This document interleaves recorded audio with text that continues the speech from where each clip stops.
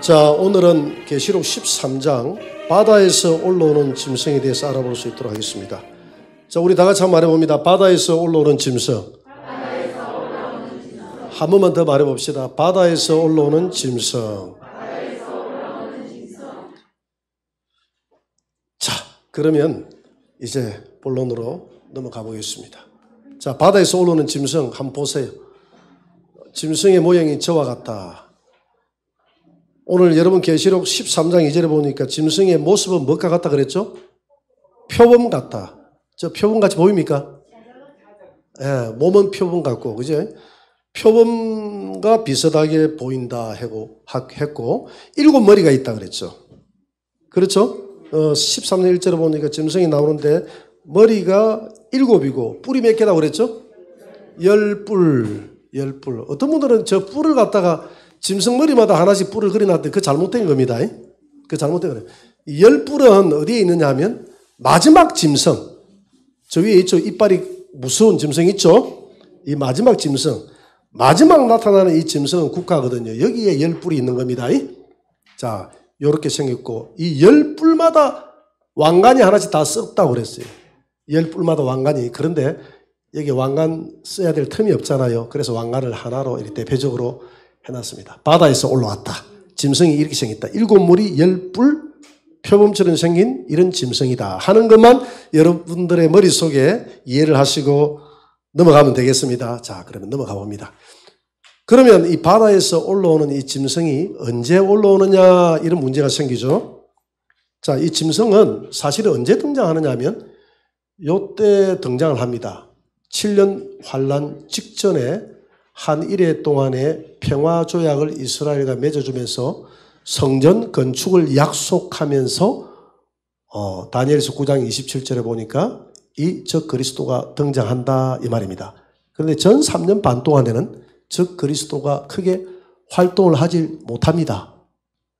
두각을 나타내지 못해요. 두각을 나타내지 못하는데 여러분들이 지난번에 이 황충 요한계시록 9장에서 황충제왕 배웠죠? 황충제왕은 천사가 무지개를 여니까 땅 속에 있는 이 귀신들이 다 올라온다 그랬잖아요. 이 땅을 얼마나 어지럽히겠어요. 이들이 정치인들을 부추겨가지고 무슨 전쟁으로 몰아간다? 유브라데 전쟁으로 몰아가는 겁니다. 그래서 이 유브라데 전쟁에서 승리했던 국가, 제가 볼 때는 어디에서 승리하느냐 하면 이스라엘과 미국과 유럽연합이 승리합니다. 누구와? 중동과 러시아와 중국 세력하고 싸워서 승리한다 이 말입니다. 이 승리하는 국가의 수장이 누가 된다고요? 적 그리스도가 된다. 그래서 이 전쟁에서 지구촌의 인구의 3분의 1이 죽는다고 그랬어요. 핵전쟁이 나니까. 그럼 죽고 나면 이 땅에는 남아있는 사람들에게 어떤 문제가 생깁니까? 무슨 문제? 식량 문제가 생긴다고 분명히 이야기했죠.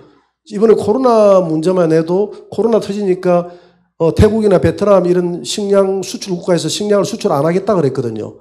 그래서 그 미국에 있는 트럼프가 압력을 넣어가지고 수출해라 해가지고 그 나라들의 수출 빗장을 풀었습니다. 그런데 조그마한 이것도 수출 안 하겠다고 하는데 만약에 이 땅에 3차 세계대전이 벌어져가지고 핵전쟁이 벌어지면 이 지구촌에는 농사 안 됩니다. 그러면 식량 문제가 제일 큰 문제가 대두해요. 그러면 다 돈 있는 사람만 살아남고 가난한 사람들은 굶어 죽어요. 그래서 이 적 그리스도는 이 땅에 있는 모든 열국의 대통령들의 지지를 받으면서 전쟁에 승리했던 국가가 이 땅에 한 왕으로서 한 국가의 전 세계의 국가의 수장들이 그 사람을 높여서 당신은 이 세상을 구원할 구세주다 해가지고 당신이 지배를 하셔야 하고 그분 한 사람의 강력한 리더십 하에 식량 배급제로 돌아선다 이 말입니다.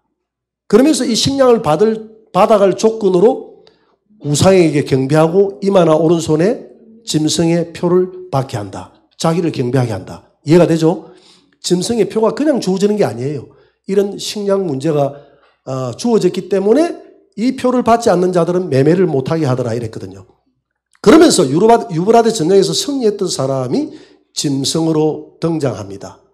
그래서 짐승으로 등장해가지고 등장하면서 후 3년 반을 지배하게 되죠. 후 3년 반. 그래서 이 짐승은 교회를 엄청 핍박한다 그랬죠. 교회를 핍박할 때 교회는 성도들은 끝까지 참고 견디면 죽어있는 자들은 짐승이 등장해서 얼마 후에 죽은 자들의 부활 휴거가 있고 산자의 변화 휴거가 일어난다 이 말입니다. 여러분 짐승이 나오는 시기는 요 시기입니다. 요 시기. 전 3년 반 끝날 때 이해가 됩니까? 요 시기에 짐승 등장한다. 즉 그리스도가 등장한다. 자, 그러면 다음 넘어가 봅니다. 그러면 짐승은 무엇을 비유한 것인가? 짐승이 누구냐 이 말입니다. 신천지에서는 짐승을 목사를 짐승이라고 이렇게 이야기하거든요. 그런 저는 그런 위인이 아닙니다. 이 성경에 기록될 만큼 목사들이 그런 위인이 아니에요. 땅을 지배하는 제국과 그 제국의 왕을 짐승이라고 합니다. 자, 보세요. 다니엘서 7장 23절에 보니까 벨사살 왕 때에 다니엘이 한 꿈을 꿉니다. 꿈을 꾸는데 바다에서 짐승 4마리가 나와요. 근데 4마리 중에서 넷째 짐승은 땅의 넷째 뭐라고 그랬죠? 나라다. 그러니까 이 짐승은 국가를 제국을 이야기하는 거예요. 또 그 다음에 뭐라고 했냐면 다니엘서 7장 17절에는 이 네 짐승은 세상에 일어날 네 왕이다. 그리고 옛날에는 과거에는 왕 이꼬르 나라 이꼬르 왕이었거든요. 그죠? 미국 하면 지금 연상되는 게 누굽니까? 트럼프 하면 미국 아닙니까? 그러니까 이 짐승은 누구를 의미하느냐 하면 이 독재 국가의 왕을 의미하는 거예요. 그 나라를 의미하는 겁니다. 짐승은 독재 국가의 왕이다. 그러니까 장차 나타날 넷째 짐승은 누구냐면 장차 이 땅에 나타날 적 그리스도를 의미하거든요. 그러니까 적 그리스도는 대통령이다 이 말입니다. 목사가 아니라 누구다고요? 정치 권력을 지배하는 그 제국의 대통령이 누구라고요? 짐승이다. 짐승은 목사가 아니다. 목사가 아니다. 신천지 공부하는 사람들은 자꾸 그게 안 내려가가지고 저 짐승이 또 무슨 말을 하나 이리 생각하면 안 됩니다. 짐승은 목사가 아닙니다. 그렇게 성경에 나올 정도로 목사가 그렇게 그 위대한 그런 사람이 아니에요. 짐승은 장차 나타날. 그러니까 과거의 제국의 나라도 짐승이 이 네 짐승이 누구냐 하면 첫째 짐승은 바벨론, 둘째 짐승은 페르시아, 세 번째 짐승은 그리스, 네 번째 짐승은 로마라고 그랬거든요. 그래서 네 왕이다, 네 왕. 이해가 되죠? 자, 그러면 짐승은 이 땅의 모든 열국들의 지지를 받으며 나타나게 될 것입니다. 계시록 13장 1절을 봅니다. 다 같이 시작. 내가 보니 바다에서 한 짐승이 나오는데, 자, 바다에서 짐승이 나온다고 하니까 내가 어제 계시록을 하는 세미나에 참석해 보니까 그 계시록을 가르치는 그 강사님이 뭐라고 가르쳤냐면 여러분 앞으로 바다 밑에 이렇게 그 큰 이런 기지를 건설하고 거기에서 인조인간을 만들어서 바다에서 짐승이 나올 겁니다. 이렇게 이야기하더라고요. 그런 뜻이 아닙니다. 계시록은 비유와 상징으로 되어 있다 그랬잖아요.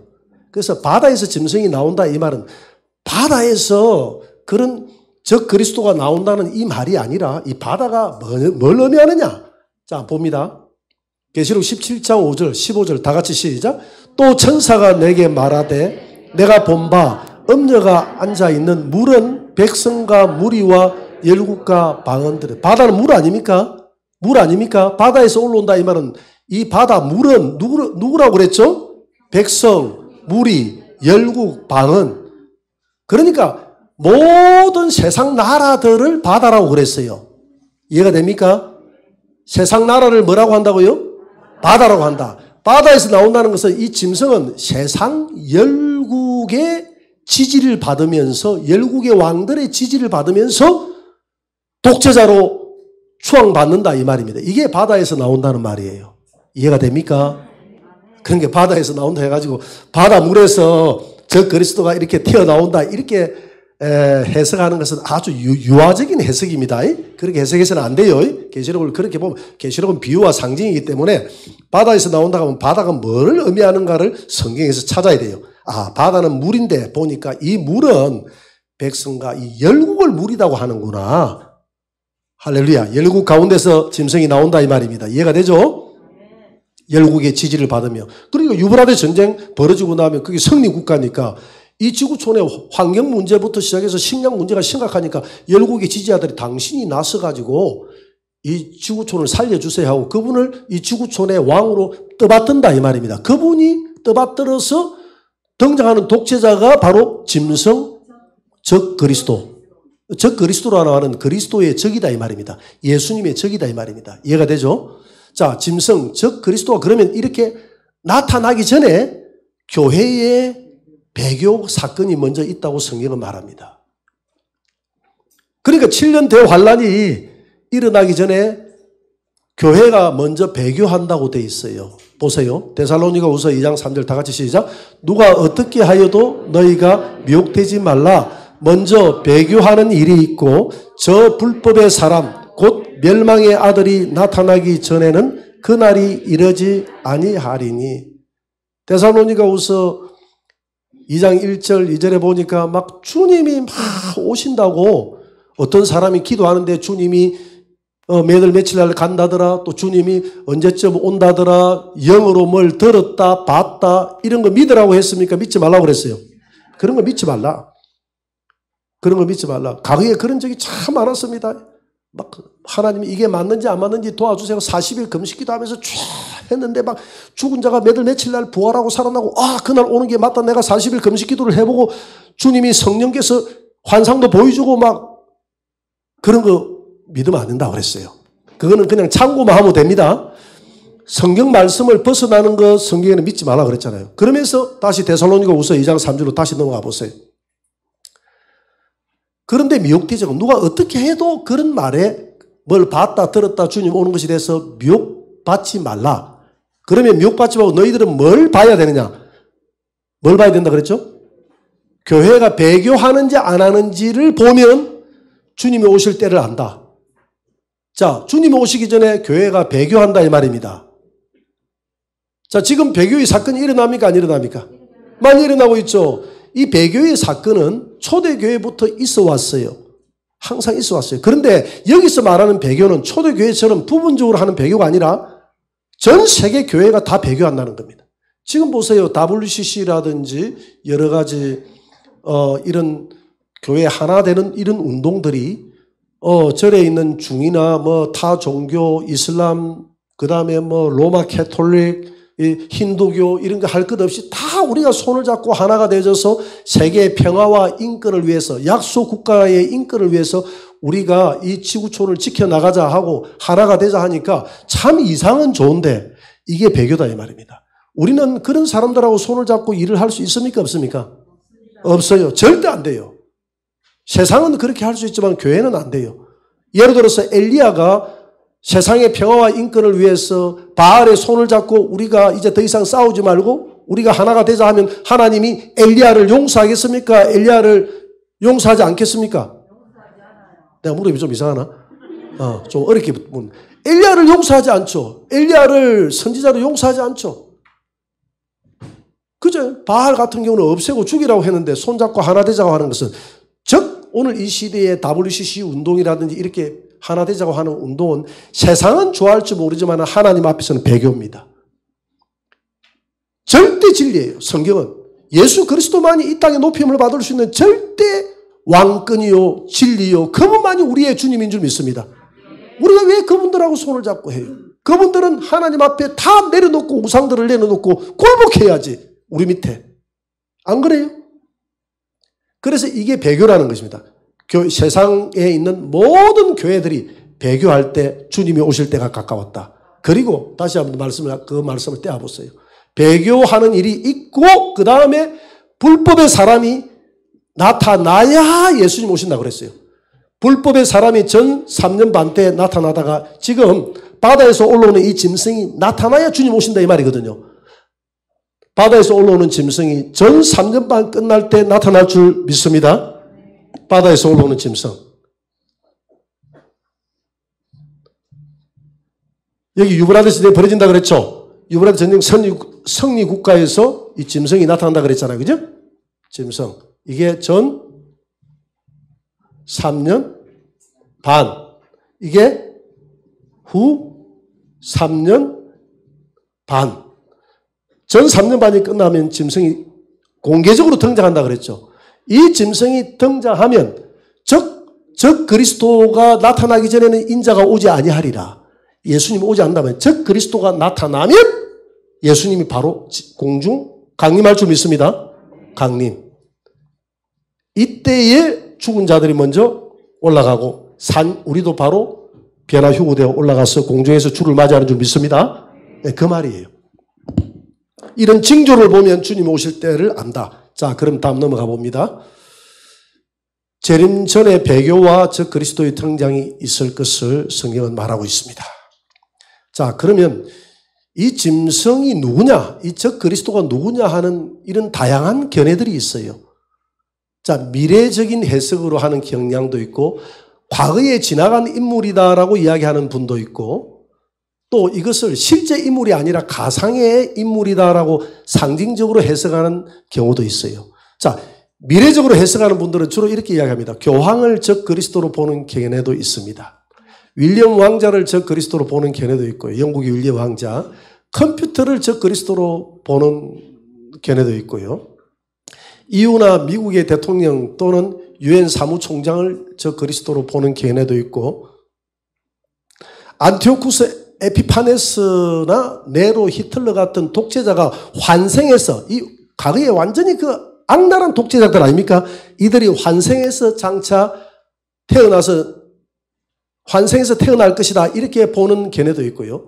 기독교를 핍박하는 나라나 지도자를 짐승으로, 적 그리스도로 보는 이런 미래적인 해석을 하는 경우도 있다. 또 과거적으로 해석하시는 분도 있습니다. 로마라는 나라 자체를 적 그리스도로 보는 견해도 있습니다. 로마, 과거의 로마. 그리고 로마의 네로 황제를 짐승으로 보는 견해도 있습니다. 그리고 알렉산더 사후에 등장한 그리스의 알렉산더 사후에 등장한 안티오쿠스 에피파네스를 적 그리스도로, 아주 악랄했거든요, 보는 그런 견해도 있다. 이렇게 과거적 해석으로 보는 견해도 있다. 그리고 상징적으로 또는 영적으로 해석하는 경우도 있다. 짐승은, 적 그리스도는 실존하는 존재가 아니라 하나님을 대적하는 사탄과 그를 따르는 사탄의 세력을 상징한다. 왜? 이 계시록은 비유와 상징으로 되어 있기 때문에 이 짐승은 적 그리스도의, 기독교를 대적하는 적 그리스도, 즉 사탄의 어떤 사상이나 그런 세력들을 말한다. 이렇게 해석하는 분도 있습니다. 근데 성경은 이 미래적인 사건입니다. 로마 시대는 하나의 표본은 될 수 있을지 몰라도 이 짐승이 지나간 네로가 표본은 될 수 있어요. 네로 같은 악한 이런 사람이 짐승은 될 수 있을지 몰라도 네로가 짐승이었다 하는 것은 잘못이에요. 왜냐하면 네로는 AD 68년도에 죽었잖아요. 그래요, 안 그래요? 근데 이 계시를 받았을 때가 몇 년도 받았습니까? AD 95년도 받았잖아요. 95년도 받으면서 여러분들이 요한계시록 1장 1절에 보니까 이 계시는 장차 일어날 일들이다 그랬거든요. 그러면 AD 95년 이후라야 되잖아요. 장차 일어날 일이니까. 네로 황제는 그 이전의 사건이잖아요. 그래야 안 그래요? 이 이전의 사건으로 하면 이 계시의 기록 목적과는 전혀 다르기 때문에 안 된다. 그래서 이것은 미래의 일입니다. 왜냐하면 이 계시록 사건이 끝나자마자 예수님 재림하거든요. 그것으로 봐서 먼 종말에 있을 이야기를 다루고 있는 거예요. 이해가 됩니까? 자, 그러면 넘어갑니다. 그러면 우리는 이 짐승을 누구로 볼 것이냐? 이런 관점들이 있는데 미래적 해석을 하는 경우도 있고 과거적 해석을 하는 경우도 있고 상징적이고 영적으로 해석을 하는 경우도 있는데, 그러면 우리는 어떤 관점에서 이 적 그리스도 짐승을 봐야 되느냐 한번 봅니다. 그런 짐승은 누구인가? 성경으로 돌아가서 아주 쉽게, 너무 어렵게 생각하지 말고 불법자요 멸망의 아들이라고 소개를 하고 있습니다. 데살로니가후서 2장 3절에 보니까 저 사람은 불법의 사람, 곧 멸망의 아들이 나타나는데 나타나기 전에는 재림이 없을 것이다. 그러니까 이 적 그리스도가 나타나야 재림이 있다 없다? 재림이 있다는 겁니다. 적 그리스도가 여기에 나타나니까 마지막 나팔, 전 3년만 하면 나팔 분다 그랬죠. 마지막 나팔 불 때 적 그리스도가 나타난다 이 말입니다. 이해가 됩니까? 유브라데 전쟁에서 승리 국가 중에서 수장이, 정치인이 저 그리스도가 열국의 지지를 받으면서 열왕의 지지를 받으면서 나타나는 그 사람이 저 그리스도다. 이 사람은 불법자요 멸망의 아들이다. 이렇게 표현하고 있습니다. 짐승은 하나님의 성전에 앉아 자기를 하나님으로 높이는 자입니다. 이건 어디 나오냐면 데살로니가후서 2장 4절에 보니까 그는 이 적 그리스도는 대적하는 자라 신이라고 불리는 모든 것과 숭배함을 받는 것에 대항하여 모든 것 위에 대항하여 그 위에 그러니까 하나님 위에 자기를 높이고 하나님의 성전에 앉아서 자기를 내가 하나님이다 하는 이 존재가 적 그리스도 짐승이다 이 말입니다. 즉 이 적 그리스도는 그러면 하나님의 성전은 어느 성전을 이야기하느냐? 예루살렘 성전을 말합니다. 예루살렘 성전에 앉아서 자기가 하나님이 되는 거예요. 로마의 성전이 아닙니다. 일평생 하나님은 예루살렘 성전에 법궤가 있었잖아요. 거기에 그 법궤를 밀어내고 이 마귀는 자기가 하나님 되려고 하다가 떨어졌잖아요. 그랬죠? 하나님 되려고 하는 게 이 루시퍼였습니다. 그렇게 했기 때문에 마귀의 소원은 하나님이에요. 그래서 마지막 때 하나님 성전을 세워주고 자기가 거기 앉아서 내가 하나님이다 할 때가 있다 이 말입니다. 그래서 자 다음 넘어갑니다. 자기를 하나님이라고 내세운다 이 말입니다. 예수님이 재림할 때 이 적 그리스도 적 짐승은 죽임받을 자라고 성경은 말하고 있습니다. 데살로니가후서 2장 8절 다 같이 시작. 그때에 불법한 자가 나타나리니 주 예수께서 그 입의 기운으로 그를 죽이시고 강림하여 나타나심으로 패하리라. 자, 적 그리스도는 이스라엘 성전에 여기서 성전 지어준다 그랬죠. 그죠? 여기에서 성전을 지어줍니다. 전 3년 만에 7년 다니엘서 9장 27절에 보니까 7년 평화조약을 맺어주면서 7년 무슨 조약요? 평화조약. 조약을 맺어주고 여기에 성전 제3성전 지금은 서 있는 게 제2성전이거든요. 제3성전 제3성전을 여기 세워줍니다. 세워주고 전 3년 반 동안에는 이스라엘은 하나님 앞에 이때 예수는 안 믿지만은 제사를 지내요. 제사를 지내는데 전 3년 반이 끝날 때 다니엘서 9장 27절에 보니까 전 3년 반이 끝나면 그 성전에 자기가 앉아서 내가 하나님이다 이렇게 한다 그랬거든요. 그래서 성전에 앉아서 이 짐승이 내가 하나님이다 이렇게 이야기를 합니다. 그때에 다니엘서 9장 27절을 마태복음 24장 15절에서는 인용을 했죠. 미운 물건이 날개를 의지하여 이 성전에 설 때 너희들은 어디로 도망가라? 산으로 도망가라 했습니다. 이게 그러니까 미운 물건이 날개를 의지하여 예배당에 설 때가 있다 이 말이에요. 이스라엘 성전에는 저 그리스도가 지가 앉을 것이고 각 교회마다 이 땅에 있는 모든 교회마다 우상을 세우라 할 때가 있다 이 말입니다. 교회에. 누가? 저 그리스도가. 이런 일을 할 때가 있어요.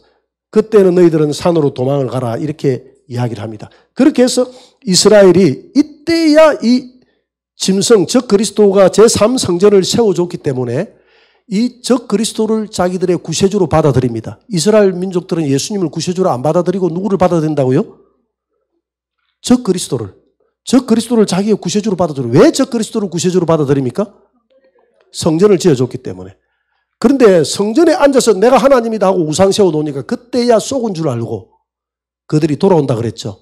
그래서 그때 스가랴서 13장에 보니까 다 돌아오는데 요때 후 3년 반 동안에 이스라엘 백성들이 엄청 눈물을 흘리면서 다 돌아옵니다. 할렐루야. 자, 오늘 말씀으로 다시 돌아갑니다. 그러면 이 후 3년 반 동안 이 짐승은 하나님이 잠시 이 후 3년 반 동안 짐승에게 권력을 이양합니다. 권력. 하나님이 권력을 다 줍니다. 성도의 권세가 다 깨져요.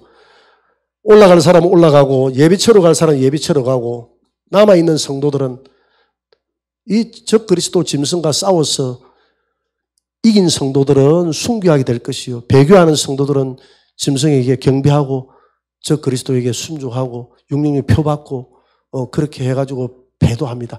이 전 3년 반이 끝나면 예수님이 말씀 다시 한번 떼어보세요.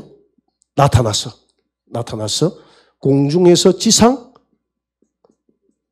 재림하면서 다 강림하여 나타나심으로 짐승의 국가를 패해버린다 이 말입니다. 예수님이 지상 재림할 때 짐승 국가를 패하는 줄 믿습니다. 짐승 국가를 완전히 멸망시키고 이 땅에 무슨 왕국을 이룬다? 예? 천연왕국. 이게 천연왕국입니다. 이 천연왕국을 이룬다고 지난 시간 충분히 설명했죠.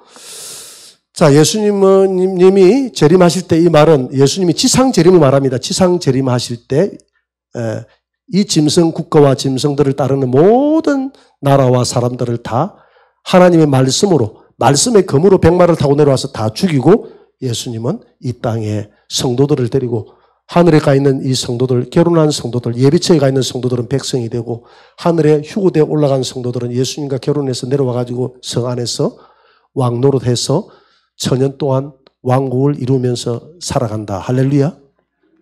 천연왕국 끝나고 나면 백보자 심판이 있고 영원천국이 있다고 지난번 몇 번 이야기했죠. 자, 그러면 또 넘어갑니다. 짐승의 특징입니다. 짐승은 7머리의 특징을 가지고 있다고 그랬어요. 7머리는 7왕을 의미합니다. 계시록 13장 1절 다 같이 시작. 바다에서 한 짐승이 나오는데 머리가 7이라. 계시록 17장 9절 10절 7머리는 여자가 앉은 7산이요 또 7왕이라. 머리가 7 짐승에서 바다에서 나오는데 제가 이 그림이 잘 될지 모르겠는데 한번 그려볼게요. 짐승이 이렇게 짐승이 나오는데 짐승이 이 표범 같다 그랬죠. 표범 같은 바닥은 곰밥바닥처럼 이렇게 크고 잘 될지 모르겠네. 걱정이 되네. 그래서 짐승 한 마리, 둘, 셋, 넷, 다섯. 아이 참 어렵네. 여섯, 일곱, 여덟 하나 해야 되겠다. 아홉. 이 마지막 짐승은 열.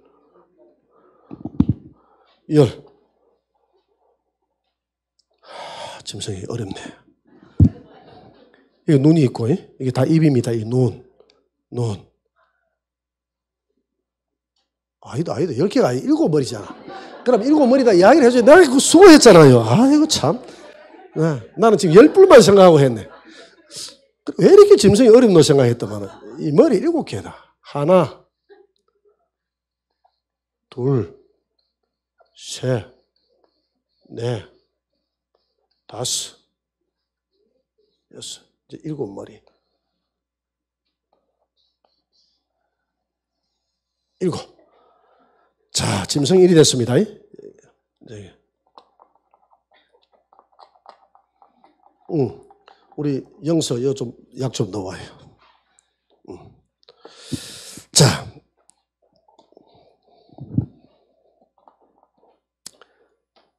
이렇게 눈, 이빨이 이렇게 아주 무섭죠, 그죠? 이빨이 나 있고 뿔이 몇 개다 그랬죠? 뿔이 10개다 했잖아. 이걸 좀 지어야 되겠다. 뿔이 10개다 그랬어요. 10뿔 하나, 둘, 셋, 넷, 다섯, 여섯, 일곱, 여덟, 아홉. 뿔이 덩어리까지 나버리네. 여기 앉아 10개의 왕관이 있다 그랬죠?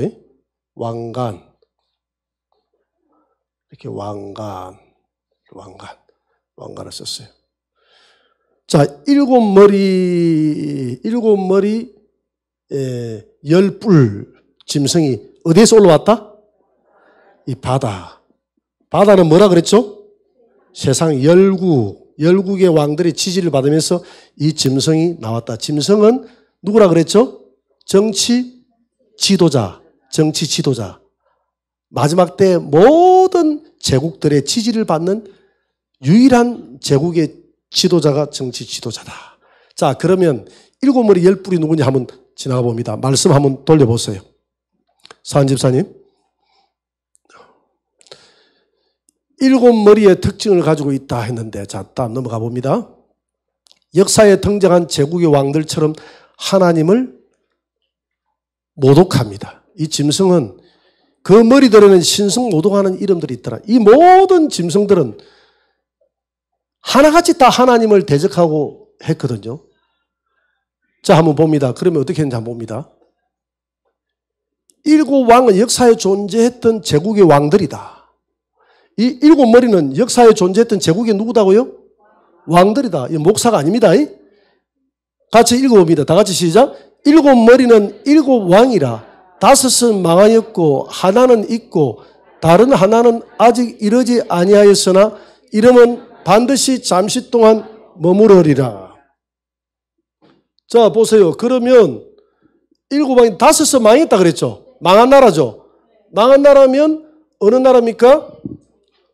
자, 망한 나라면 처음에 이 나라는 애굽입니다. 애굽 망했죠. 그 다음에 이 나라는 아수르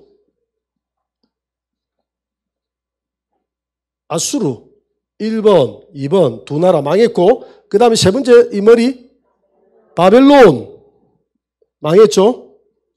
바벨론 지금은 어느 나라입니까? 이라크죠. 망했고, 네 번째 머리 페르시아 망했죠. 페르시아 망했죠. 네 번째. 그 다음에 다섯 번째 머리 망했죠. 누굽니까? 그리스 다섯 번째. 그러니까 보니까 다섯 머리는 망했고 이랬죠. 조금 전에 말씀에. 그러나 하나는 있고라고 했지 않습니까? 하나는 있고. 다시 말씀을 한번 들어가 봅니다. 자, 일곱 왕인데 다섯은 망했고 하나는 있고 하나는 있다. 이 말은 무슨 말이냐면 지금 요한이 계시를 보고 있잖아요. 지금 그죠? 이런 현상들을 보고 있는데 요한이 있는 이 시대의 나라는 무슨 나라입니까? 로마 제국 아닙니까? 로마는 지금 현존해서 있다 이 말입니다. 그리고 다른 하나는 아직 이러지 아니하였으나 이러면 잠시 동안 있다가 망한다 이 말이죠. 잠시 머무른다 이랬거든요. 이해가 됩니까? 그러면 네 번째, 여섯 번째 있는 이 나라는 무슨 나라입니까? 이 다섯 나라는 무슨 나라? 망한 나라. 그 다음에 지금 요한이 한 나라는 있고 했던 이 나라는 무슨 나라죠? 로마 시대 때 지금 이거 보고 있으니 환상을 보고 있으니까요. 이게 여섯 번째 나라입니다. 그리고 하나는 아직 없는데 요한이 로마 시대 때 그때는 없는데 장차 나타날 나라라. 이 나라는 장차 나타날 먼 미래에 이게 짐승 국가인 줄 믿습니다. 짐승 국가. 이 짐승 국가는 특이하게도 짐승 머리 위에 뭐가 있다고요? 열뿔이 있더라. 열뿔은 열왕을 의미한다 그랬죠. 열뿔은 열왕이라. 자, 그러면 열뿔에 대해서 한번 알아봅니다. 자, 말씀 넘어가서. 자, 그러면 일곱 왕은 이제 다 알아봤는데 다섯은 망한 나라고 애굽, 아수르, 바벨론, 페르시아, 그리스는 망했고 로마는 현존해서 있고 앞으로 짐승 국가는 하나는 이러면 잠시 동안 머무르는 나라인데 그러면 잠시 머무르는 이 열뿔의 나라가 어떤 나라인지 한번 알아볼 수 있도록 하겠습니다. 열뿔의 나라를 알아보기 전에 자 보세요. 다섯 망한 나라 제국 한 번 더 읽어봅니다. 시작. 애굽, 아수르, 바벨론, 페르시아, 그리스 다섯 왕은 망했고 현존하는 제국 로마 여섯 번째 왕이고 장차 임할 제국 이거 일곱 머리 신성 로마 제국입니다. 이 로마라는 큰 뿌리에서 나왔으니까 신성 로마 제국인데 일곱 번째 왕이 되겠죠.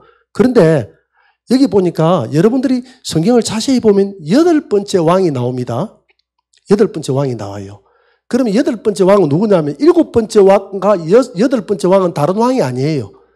일곱 번째 왕이 암살당하고 다시 등장하면 몇 번째 왕이 된다? 여덟 번째 왕이 되는 겁니다. 그거는 조금 이따 배웁니다. 부활 후에 그러니까 예수님이 죽었다가 살아났잖아요. 이 짐승도 죽었다가 살아나는 예수님을 모방합니다. 부활합니다. 그래서 지구촌이 이상히 여겼어. 죽었다가 부활했으니까 부활하여 살아난 저를 경배하시오 하고 막 거짓 선지자들이 막 우상을 세우라 이러면 막 온 땅이 놀래서 그 짐승을 경배하는 이런 사건들이 벌어진다. 자, 그런데 이 마지막에 나타나는 7번째 머리에는 몇 뿔이 있다 그랬죠? 10뿔이 있다고 그랬습니다. 오늘 여러분들이 계시록 13장 1절에 보니까 바다에서 올라오는 짐승은 7머리 10뿔을 가졌다. 자, 7머리인데 머리까지 이어야 되는데 마지막 짐승 위에 10뿔이 있다 이 말입니다. 그러면 자, 10뿔이 뭘 의미하느냐? 10뿔은 10왕을 의미하는 거예요. 계시록 13장 11절 다 같이 시작. 뿔이 10이요 그 뿔에는 10왕관이 있더라. 자, 마지막 짐승 국가는 하나인데, 짐승이라는 제국이 하나인데, 짐승이라는 이 제국의 왕이 10뿔을 세운다 이 말입니다. 이 지구촌을 혼자서 다 관리하기 어려우니까 10개의 근역으로 나눠서 각 근역마다 왕을 하나씩 세우는데 그게 무슨 뿔이다고요? 10뿔이다. 이해가 됩니까? 내가 예를 들어서 제가 짐승이다 생각합시다. 그럼 대한민국에서 전 세계를 지배할 수 있겠습니까? 없습니까? 어렵죠. 제가 지배하기 어려우니까 각 지역마다 근역별로 이 지구촌을 묶어서 10명의 왕을 세운다 이 말입니다. 이 10명의 왕을 세우는 이것이 10뿔이다. 그래서 이것은 장차 이 땅에 나타날 신세계 국가를 의미하는 것이다. 자, 그럼 넘어가 봅니다. 한번 봅시다. 10뿔이 어떤 나라인지 한번 봅시다. 10뿔이 10왕관을 썼다 했는데 내가 보던 10뿔은 10왕이라고 되어 있잖아요. 계시록 17장 12절에도. 자, 그러면 다시 넘어가서 10왕은 장차 짐승과 더불어 세상을 다스릴 왕적 권세를 한동안 부여받게 될 것입니다. 후 3년 반 동안만 부여받는다 이 말입니다. 짐승이 이때 등장해가지고 후 3년 만을 지배하잖아요. 그러면 후 3년 반만 지배를 하게 되는데 계시록 17장 12절 다 같이 시작. 내가 보던 10뿔은 10왕이니 아직 나라를 얻지 못하였으나 다만 짐승과 더불어 임금처럼 한동안 권세를 받으리라. 어떤 분들은 과거에 그랬어요. 이 10뿔은 EU 경제 공동체를 이야기한다라고 하는데 유럽의 EU 경제 공동체다 했는데 이게 맞지 않아요. 첫째 안 맞는 이유가 10뿔이라고 했는데 지금 EU 경제 공동체가 27개 공동체로 되어 있기 때문에 27개 뿔이에요. 그러니까 맞지 않고 두 번째 안 맞는 이유가 자, 다시 말씀으로 넘어갑니다. 말씀으로 넘어가 보면 짐승과 더불어 임금처럼 한동안 권세를 받는다 그랬죠. 아직 나라를 얻지 못했다. 10왕인데 10뿔은 아직 나라를 얻지 못했으나 짐승이 나라를 잡을 때에 10뿔도 동시에 나라를 얻는다 이 말입니다. 자, EU 경제 공동체는 프랑스, 폴란드, 독일, 이런 여러 나라가 지금 합쳐져 가지고 EU 경제 공동체를 구성하고 있죠. 그래요, 안 그래요? 그런데 그 나라의 대통령들이 있습니까, 없습니까? 있다고 그랬죠. 그런데 여기는 아직 나라를 얻지 못했다고 그랬잖아. 이 10뿔은. 다시 말씀으로 지나가 봅니다. 말씀으로 보세요. 10뿔은 10왕인데 아직 나라를 얻지 못하였으나 짐승이 나라를 잡을 때 임금처럼 한동안 권세를 받는다. 그러니까 지금 EU 경제 공동체에 있는 그 참여하는 독일이나 프랑스 이런 나라들은 다 대통령이 있기 때문에 이미 나라를 얻었어요. 근데 그 EU 경제 공동체가 아니고 후 3년 만에 짐승이 이 세계를 지배할 때 각 나라마다 이렇게 각 지역마다 블록화를 시켜서 각 지구촌을 10개로 이렇게 블록화를 시켜서 이 10개의 블록화된 국가들을 몇 개씩 묶어주겠죠. 그래요, 안 그래요? 묶어주는 그 나라의 수장을 하나 뽑아야 됩니까? 안 뽑아야 됩니까? 뽑아야 되죠. 그 사람이 나라를 얻지 못하였으나 이 후 3년 반 동안에 잠시 한시 동안 나라를 얻고 그들도 10뿔이니까 짐승처럼 왕노릇 한다 이 말입니다. 미래에 생겨날 국가다 이 말이죠. EU 경제 공동체는 아닙니다. EU 경제 공동체는 이미 나라를 얻었어요, 안 얻었어요? 왕들이 있고 나라를 얻었습니다. 그런데 이 장차 나라 10뿔은 아직 나라를 얻지 못했기 때문에 EU 경제 공동체가 아니라 미래에 나타날 나라구나 하는 것을 알 수가 있죠. 자, 그러면 좀 더 자세하게 한번 더 알아볼 수 있도록 합니다. 자, 이 나라는 어떤 나라냐? 이 10개의 나라, 짐승이 지배하는 이 세계 10개의 나라는 어떤 나라냐 하면 장차 짐승의 주관하에 즉 그리스도의 주관하에 세계를 10블록으로 나누어 통치할 신세계 정부의 모습입니다. 로마 제국을 로마 지역에 한정하기보다는 왜냐하면 이 로마 지역에서 나온다고 해놓으니까 EU 경제 공동체다 이렇게 이야기하는데 그게 아니라 미국도 여러분 유럽에서 나왔습니까? 안 나왔습니까? 유럽에서 떨어져 나왔기 때문에 큰 스케일로 봤을 때 유럽과 미국이 주도하는 신세계, 새로운 세계 정부가 들어서서 10개의 권역으로 나눠서 다스리게 된다 이 말이죠. 이해가 됩니까? 자, 다시 조금 전에 그 구절로 다시 돌아가 봅니다. 계시록 17장 12절 다 같이 시작. 열불은 열왕이니 아직 나라를 얻지 못하였으나 다만 짐승과 더불어 임금처럼 한동안 권세를 받으리라. 자, 이 짐승은 열왕의 지지를 받고 등장한다 그랬죠. 그러니까 짐승은 전 세계를 지배하기 위해서, 자, 식량 문제가 대두하기 때문에 이 식량 문제를 배급적으로 대두하기 위해서는 각 블록화를 시켜가지고 각 블록마다 나라의 왕들을 세워서 이 세계를 지배하니까 이 지배하는 이 국가를 후 3년 만에 나타나게 되는 국가를 신세계 정부다 이렇게 명칭한다 이 말입니다. 이해가 됩니까? 자, 넘어가 봅니다. 그러면 장차 세워질 이 열왕의 세계 정부는 신세계 정부다라고 했는데 그러면 그 증거가 어디 있느냐라고 했는데 그 증거를 조금 전에 계시록 17장 12절에서도 한동안 권세를 얻는 이런 국가가 형성될 것이다. 10개의 뿔로 나눠서 전 세계를 10개의 블록으로 나눌 것이다라고 했는데 이런 시도들이 지금 일어나고 있다는데 문제가 있는 거예요. 한번 봅니다. 10뿔을 장차 세워질 열왕의 국가로 보는 이유가 있습니다. 첫째 이유는 짐승의 머리에 달린 10뿔의 국가는 짐승으로부터 왕적 권세를 한시적으로 받는다고 되어 있기 때문에 유럽연합은 현재 각 나라의 왕적 권세를 가지고 있습니까? 없습니까? 있기 때문에 유럽연합은 아니고 장차 세워질 국가가 틀림없다. 계시록 17장 12절 다시 읽어보면 내가 보던 10뿔은 열왕이니 아직 나라를 얻지 못하였으나 다만 짐승이 세계를 지배하고 나라를 얻을 때 그들도 더불어서 짐승처럼 그러니까 짐승은 본 왕이고 이 열왕은 분봉 왕입니다. 이해가 됩니까? 이렇게 세계를 지배하게 된다. 자, 그 다음 두 번째 이유를 봅니다. 두 번째 이유.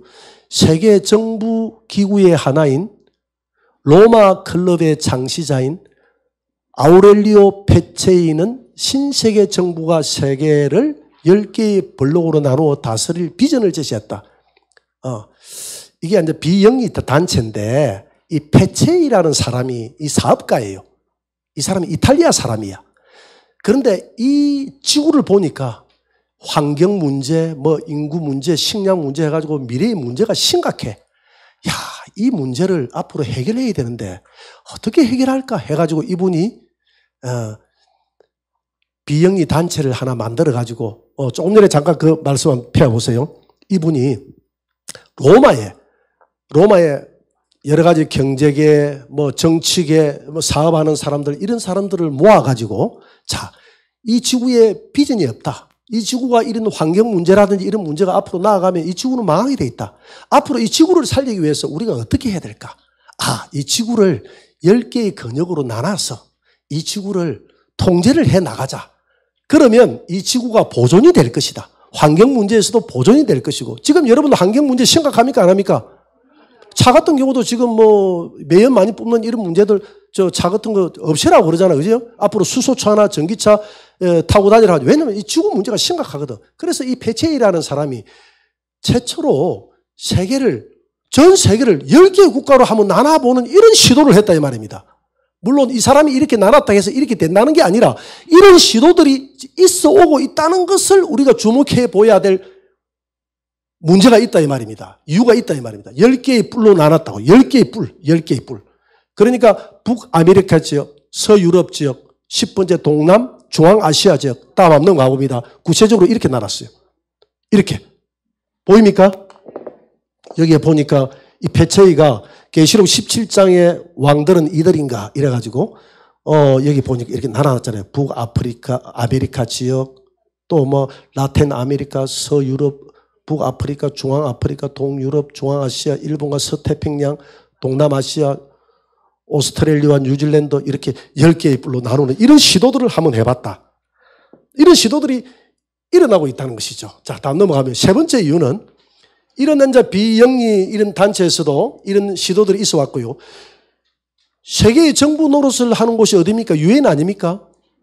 유엔에 2009년 발표한 유엔의 천연왕국 보고서라는 그런 보고서가 있어요. 거기에 보니까 세계를 유엔이 10개의 근역으로 이미 나누어서 앞으로 통치를 하겠다. 이렇게 유엔에서 그런 그 유엔의 천연왕국 보고서를 해가지고 이렇게 만들어 놨어요. 세계를 10개의 근역으로 나눠놨어.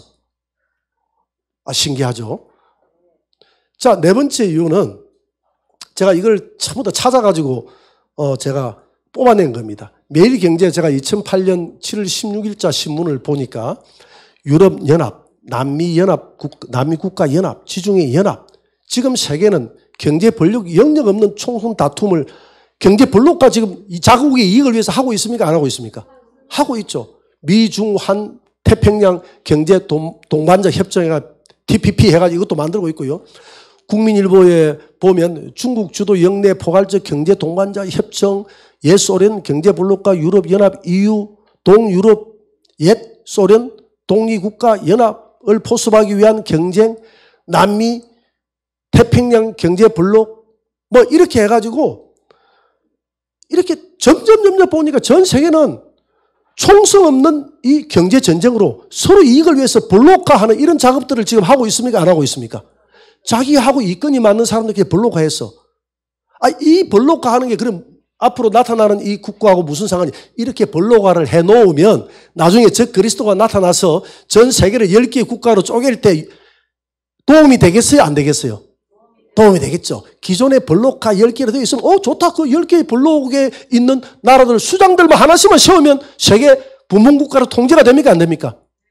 통제가 되죠. 통제가 됩니다. 그래서 적 그리스도가 세계를 10개의 근육으로 나누어 지배하는 기반이 된다 이 말이에요. 이런 것들이. 이해가 됩니까? 신세계 국가가 등장하는데 기반이 된다. 즉 마지막 7번째 이 국가의 왕이 이 유브라데 전쟁에서 승리해서 짐승이 독자적으로 일어나서 후 3년 만을 지배할 때 이런 10개의 블록의 국가의 왕들을 하나 세워서 10왕을 분봉왕으로 세워서 같이 권력을 한시적으로 후 3년 반 동안 누리게 된다 이 말입니다. 이해가 되죠? 자, 그러면 다음 넘어가 봅니다. 짐승의 등장 방법입니다. 그럼 어떻게 등장하느냐? 조금 전에 이야기했잖아요. 3차 세계대전인 유브라데 전쟁을 계기로 열국의 지도자로 등장하게 될 것입니다. 계시록 9장 14절입니다. 다 같이. 나팔 가진 6째 천사에게 말하기를 큰 강 유브라데에 결박한 네 천사를 놓아주라 하며 네 천사가 놓였으니 그들은 그 년 월 일시에 이르러 사람 3분의 1을 죽이기로 예비된 자들이더라. 자, 그 년 월 일시다 했기 때문에 우리는 알 수 없지만 하나님이 예비하신 시간이 있어요. 유브라데 전쟁이 일어난다 이 말입니다. 그 전쟁에서 승리한 그러니까 3분의 1을 죽이더라 했기 때문에 3분의 1이면 지금 지구촌 인구가 약 한 70억 되는데 20억이 넘는 인구가 죽는다 이 말이죠. 이 전쟁은 무슨 전쟁밖에 없습니까? 핵전쟁밖에 없습니다. 여러분 앞으로 핵전쟁은 반드시 일어납니다. 사람이 무기를 만들어 놔놓고 안 쓴 적이 없어요. 안 쓴 적이 없어요. 너무나 우습게 일어납니다. 한번 보세요. 일어납니다. 성경은 일어난다고 되어 있기 때문에. 그래서 여기에서 승리한 국가의 수장이 적 그리스도가 등장하게 될 것입니다. 자, 다음 넘어갑니다.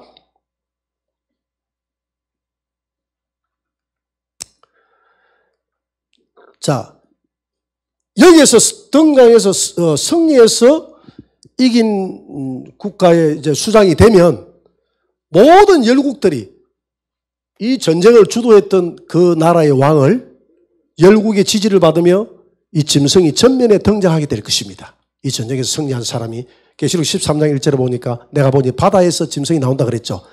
바다는 열국이다 그랬죠. 계시록 17장 15절 음녀가 앉아 물은 바다 아닙니까? 물은 뭘 의미하느냐? 열국을 의미한다. 바다에서 짐승이 나온다 이 말은 바다에서 나온다는 이 말이 아니라 열국의 지지를 받으면서 이 적 그리스도가 등장한다 이 말입니다. 이해가 됩니까? 자, 짐승은 이전에 열강이 가지고 있는 모든 권세를 용으로부터 다 받아서 등장할 것입니다. 계시록 13장 2절 다 같이 시작.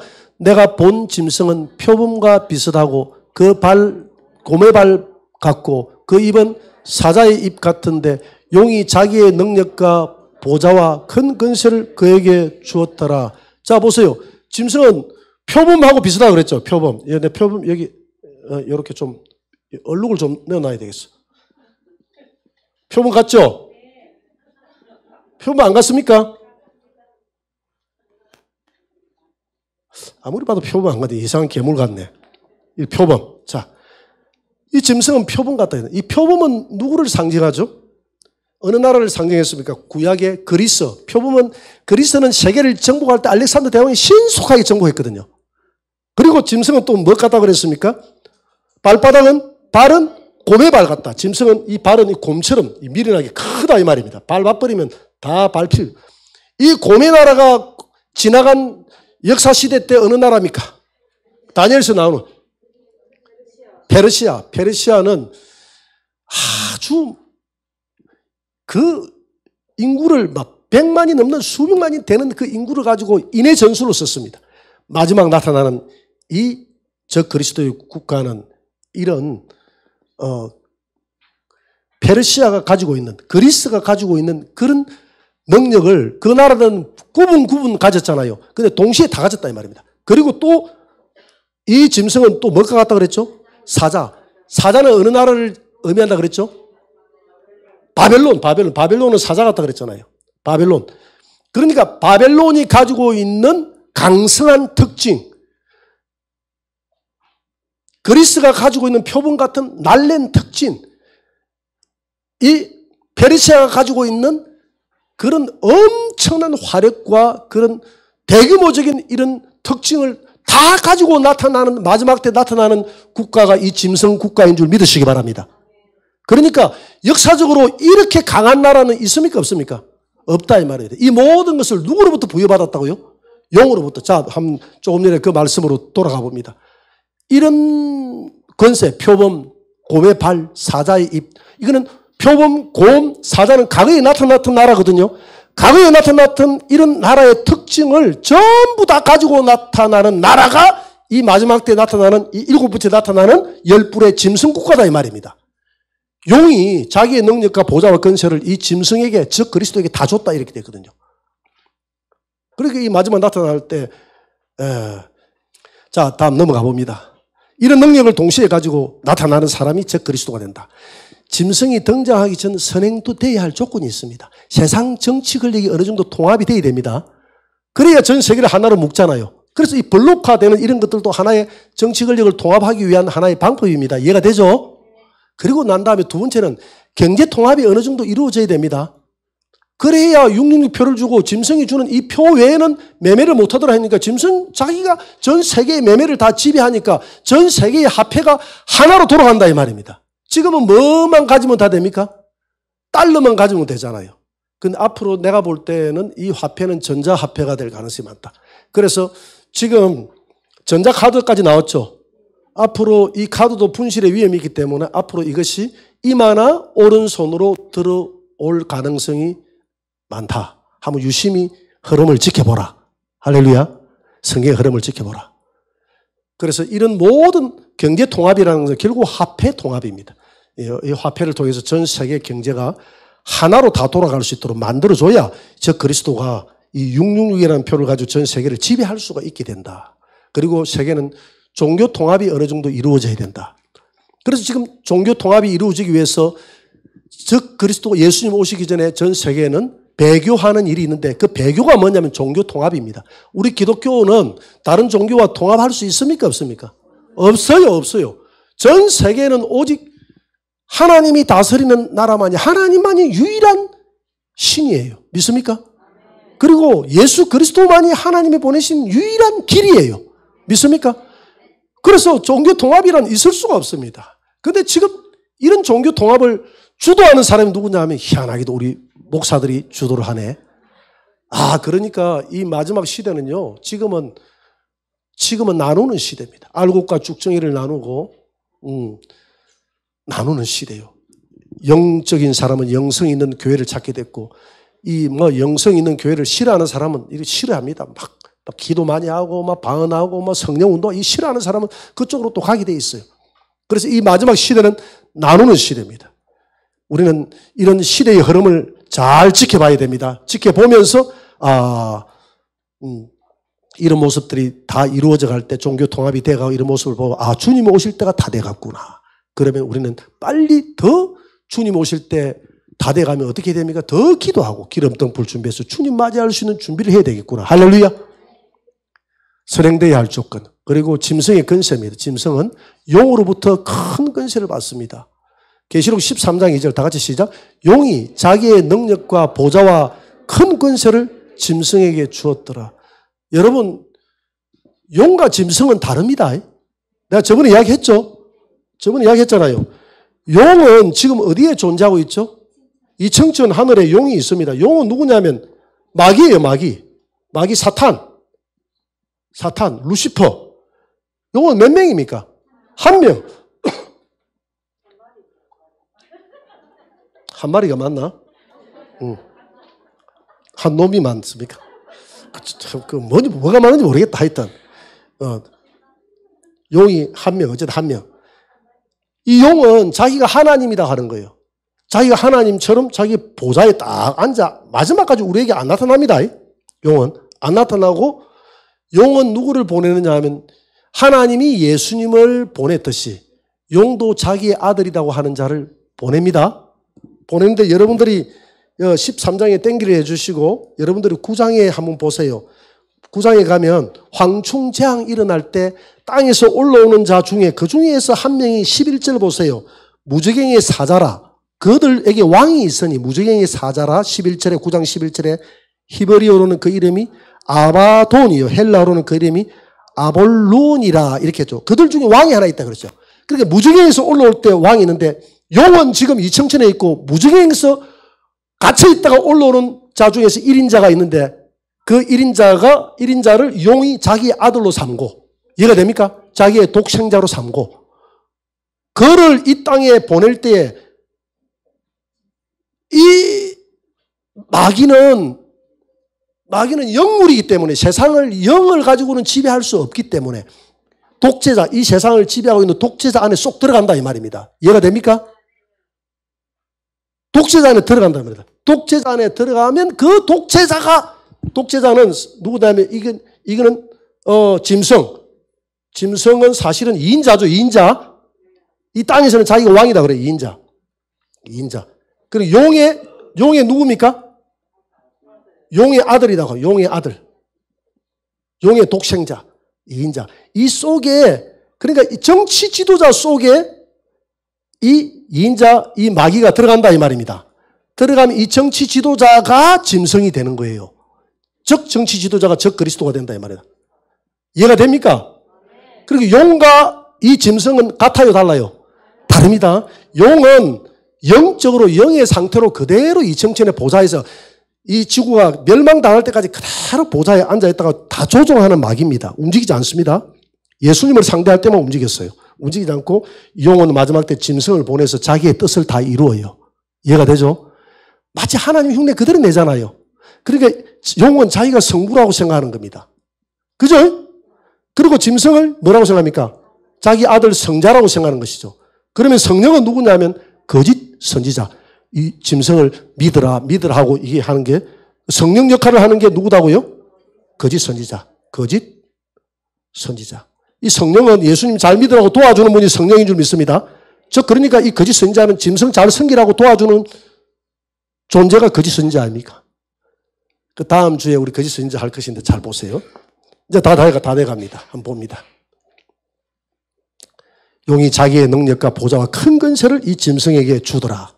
짐승에 줬다. 그래서 짐승은 과거에 가졌던 그런 모든 나라의 권력들을 다 가지고 이제 등장한다. 엄청난 권력을 가지고 등장하죠. 예수님의 부활을 또 흉내낸다. 모방한다 그랬어요. 짐승 보세요. 계시록 13장 3절 다 같이 시작. 그의 머리 하나가 상하여 죽게 된 것 같더니 그 죽게 되었던 상처가 나음에 온 땅이 놀랍게 여겨 짐승을 따르고. 자, 짐승의 몸통은 하나죠. 근데 7머리다 그랬잖아요. 머리 하나가 상하여 죽게 됐는데 그 상하여 죽게 된 머리가 마지막 7째 머리입니다. 이 말은 무슨 말이냐면 7째 짐승이 암살당한다. 암살을 상징하는 거예요. 예수님이 죽었던 것처럼 자기도 죽게 돼요. 이해가 됩니까? 예수님 주로 흉내 내야 되니까. 모방하니까. 자, 넘어갑니다. 죽게 되었던 상처가 나았다 이 말은 그가 부활하여 살아났다 이 말입니다. 살아나니까 온 땅이 놀랍게 여겨 짐승을 따르는데 이때 살아나게 되는 이 짐승을 몇 번째 왕이다? 8번째 왕이 됩니다. 똑같은 7번째 왕이나 8번째 왕이나 똑같은 왕인데 부활하여 살아났을 때는 차원이 달라요. 세상이 그를 바라보는 차원이 다르다 이 말입니다. 이해가 됩니까? 와, 신기하다. 보세요. 온 땅이 놀랍게 여겨 짐승을 따른다. 계시록 13장 14절 다 같이 시작. 땅에 거하는 자들에게 이르기를 칼에 상하였다가 살아난 짐승을 위하여 우상을 만들라. 이때부터 우상화 작업이 시작됩니다. 부활하여, 자기도 부활하여 살아나는 예수님처럼 부활하여 살아나서 우상화 작업이 시작합니다. 예수님이 부활하여 살아나서 온 세상이 복음화됐듯이 짐승도 자기가 부활하여 살아나서 자기의 온 세상을 자기의 땅으로 만들기 위해서 우상화 작업이 시작됩니다. 이 짐승이 이 모방자예요. 모방자. 꼭 하나님을 모방하는 거예요. 희한하죠.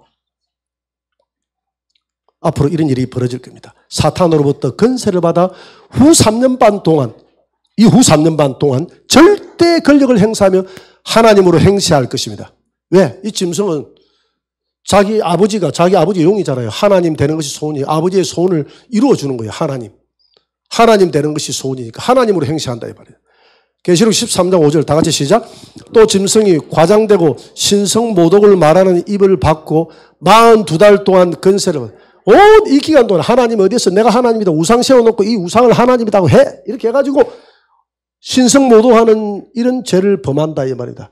과거에 보세요 여러분. 이 모든 나라들이 다 신성모독을 범했습니다. 이 한 몸이거든요.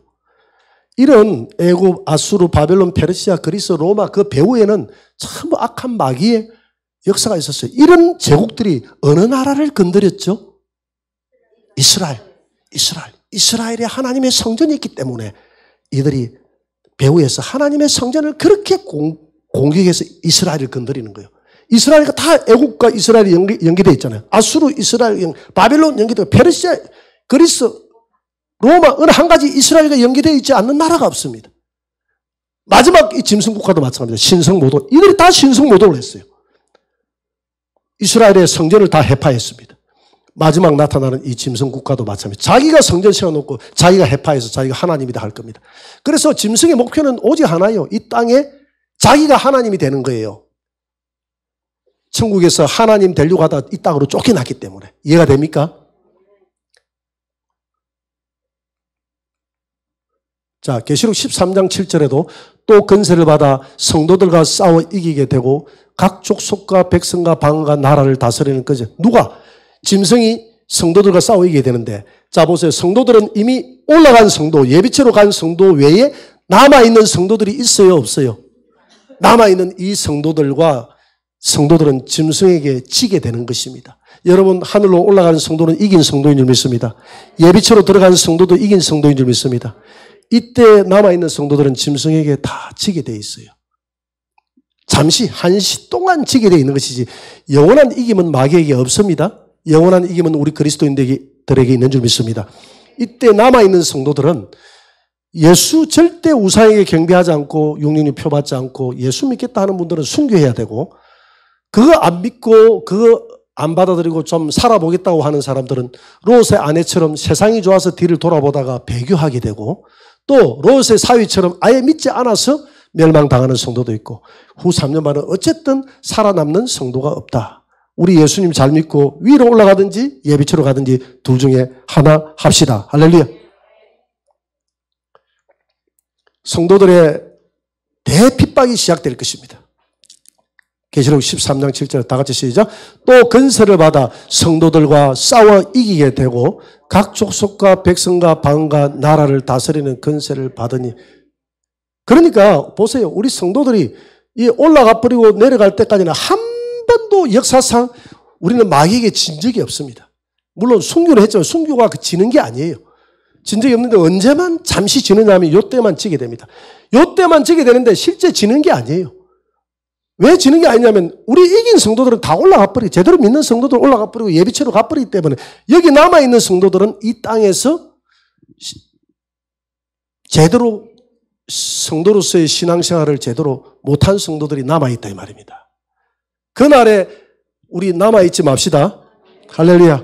그날에 남아있지 맙시다. 자, 다음 넘어갑니다. 다니엘서 7장 25절에 이 짐승에 대해서 다니엘을 통해서 잘 예언하고 있습니다. 그라는 것은 이 장차 나타날 짐승을 말합니다. 독재자. 장차 지극히 높으신 이를 말로 대적하며 또 지극히 높으신 이의 성도를 후 3년 반 동안 남아있는 성도들을 괴롭게 할 것이며 그가 또 때와 법을 다 고치고 성경을 다 고칠 겁니다. 성도들은 그의 손에 붙임받아 한 때와 두 때와 반 때 성도들은 다 붙이게 되어서 후 한 때, 두 때, 반 때는 3년 6개월이거든요. 후 3년 6개월 동안 저 그리스도에게 남아있는 성도들은 다 밥이 된다 이 말입니다. 그날 남아서는 안 돼요. 그날은 세상아 잘 있거라 나는 가노라. 갚버려야 되고 하여튼 그날 우리 다 갚버립시다. 짐승의 신앙 탄압에 못 이겨 많은 성도들이 배도하게 될 것입니다. 계시록 13장 8절 다 같이 시작. 죽임을 당한 어린 양의 생명책에 장세 후 이후로 이름이 기록되지 못하고 이 땅에 사는 자들은 다 짐승에게 경배하리라. 그러니까 우리 하나님의 생명책에 이름이 기록된 성도들이라는 것은 예수 그리스도를 나의 주님으로 진심으로 믿었던 자들은 어쨌든 올라가거나 예배처로 못 가서 남아있다 한다 할지라도 그런 성도들은 짐승에게 경배한다 안 한다? 안 한다. 안 한다.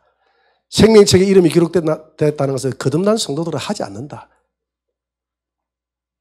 자, 넘어갑니다. 믿음의 절개를 지키는 자들은 하지 않더라 이 말입니다. 그런데 믿음의 절개를 지키지 못한 성도들은 다 이 땅에 사는 자들은 후 3년만 남아있는 자들은 다 짐승에게 뭐 하더라?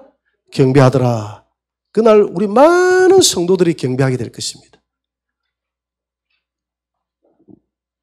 그래서 계시록을 읽고 듣고 지키는 자 복이 있다는 말이 그래서 복이 있는 거예요. 이 계시록을 들은 사람들은 절대 이런 일이 있어도 짐승이 경배 안 하거든요. 들어봤기 때문에. 계시록 13장 10절 다 같이 시작. 사로잡힐 자는 사로잡혀 갈 것이요 칼에 죽을 자는 마땅히 많은 사람들이 이제 순교해 갈 것을 말해주고 있는 것입니다. 성도들은 인내함으로 신앙을 지켜야 할 것입니다. 계시록 13장 10절 다 같이 시작. 성도들의 인내와 믿음이 여기 있느니라. 스가랴 13장 8절에 보니까 여호와가 말하노라. 이 온 땅에 이 후 3년 반을 말합니다. 후 3년 반. 이 온 땅의 3분의 2는 멸망하고 성도들의 그러니까 이 구절이 참 난해의 구절이긴 한데 내가 볼 때 땅에 사는 사람들의 3분의 2가 아니라 성도들의 3분의 2가 배도하고 멸망한다 이 말입니다. 3분의 1은 여기서 남을 것이다. 구원받는다 이 말이에요. 내가 그 3분의 1을 불 가운데서 얼마나 짐승으로부터 힘들겠어요. 불 가운데서 던져 은같이 연단하여 금같이 시험할 것이라. 그들이 내 이름을 부르리니 내가 들을 것이며 나는 말하기를 이는 내 백성이라 할 것이다. 이때는 이 땅에 남아있는 성도들과 유대인들이 될 것입니다.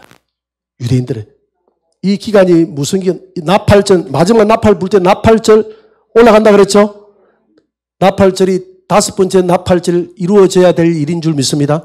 나팔절은 예수님의 재림을 상징하는 절기인 줄 믿습니다. 나팔절 다음에 6번째 뭐다 그랬죠?